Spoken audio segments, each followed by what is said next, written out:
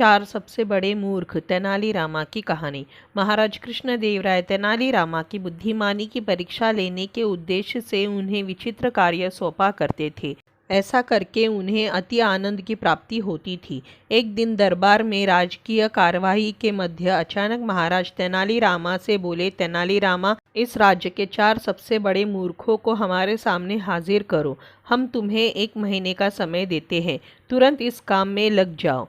महाराज का आदेश सुन तेनालीरामा आश्चर्यचकित हुए, किंतु वे क्या करते। उनके हर आदेश का पालन उनका धर्म था। वह तुरंत 4 मूर्खों की तलाश में निकल पड़े। 1 माह पूर्ण होने के उपरांत वे 2 व्यक्तियों के साथ महाराज के समक्ष उपस्थित हुए। महाराज की दृष्टि जब 2 व्यक्तियों पर पड़ी तो वे क्रोधित हो गए। तेनालीरामा, ये क्या, तुम 2 ही मूर्खों को लेकर आए हो? हमने 1 महीने का समय तुम्हें 4 मूर्ख लाने के लिए दिया था। महाराज, मेरी विनती है कि अपना गुस्सा शांत रखिए और मेरी पूरी बात सुने बगैर किसी निष्कर्ष पर मत पहुंचिए। तेनालीरामा महाराज का गुस्सा शांत करते हुए बोले। तेनालीरामा की बात सुनकर महाराज का गुस्सा कुछ ठंडा हुआ। महाराज, ये रहा पहला मूर्ख। इसकी मूर्खता का वर्णन सुनेंगे तो आप भी सोचेंगे कि ऐसे लोग भी होते हैं इस दुनिया में। पहले व्यक्ति को आगे कर तेनालीरामा बोले, बताओ, ऐसी क्या मूर्खता कर रहा था ये? महाराज ने पूछा। महाराज, मैंने इस व्यक्ति को बैलगाड़ी पर बैठकर कहीं जाते हुए देखा। बैलगाड़ी चालक के अतिरिक्त बैलगाड़ी पर बैठा ये अकेला व्यक्ति ही था। फिर भी इसने अपनी गठरी सिर पर लाद रखी थी। चकित होकर जब मैंने कारण पूछा तो ये कहने लगा कि गठरी बैलगाड़ी पर रखूंगा तो बैल के ऊपर बोझ बढ़ जाएगा, इसलिए मैंने गठरी अपने सिर पर रख ली है। अब इसे मूर्खता नहीं कहेंगे तो क्या कहेंगे?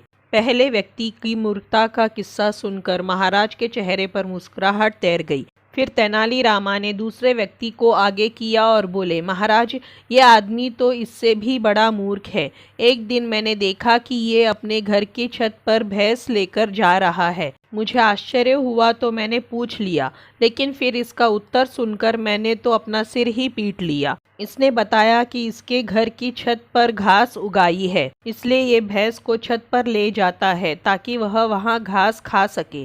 घास काटकर ये भैंस को लाकर खिला सकता है, लेकिन ये मूर्ख भैंस को ही छत पर ले जाता है। ऐसा मूर्ख कहीं देखा है आपने? वाकई इन दोनों की कारस्तानी मूर्खता भरी है। अब बाकी के 2 मूर्खों को सामने लाओ। महाराज बोले। महाराज, नजर उठाकर देखिए, तीसरा मूर्ख आपको सामने खड़ा दिखाई पड़ेगा। तेनालीरामा बोले। कहाँ तेनालीरामा, हमें तो यहाँ कोई तीसरा व्यक्ति दिखाई नहीं पड़ रहा। महाराज इधर उधर देखते हुए बोले। तीसरा मूर्ख मैं हूँ महाराज।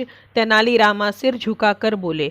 अब देखिए, मुझ पर कितने महत्वपूर्ण कार्यों की जिम्मेदारी है, लेकिन सब कुछ एक तरफ हटाकर मैं 1 महीने से मूर्खों को खोज रहा हूँ। ये मूर्खता नहीं तो और क्या है महाराज? तेनालीरामा की बात सुनकर महाराज सोच में पड़ गए।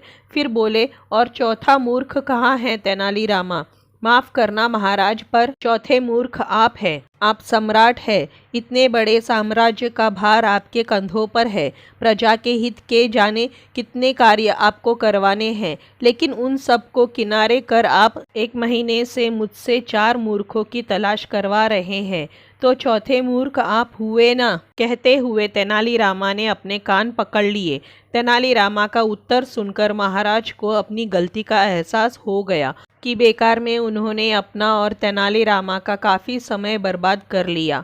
तो दोस्तों, ये थी तेनालीरामा की कहानी, 4 सबसे बड़े मूर्ख। आपको कैसी लगी? अगर अच्छी लगी हो तो इसी तरह की कहानियों के लिए चैनल को सब्सक्राइब करें, वीडियो को लाइक करें, शेयर करें। धन्यवाद।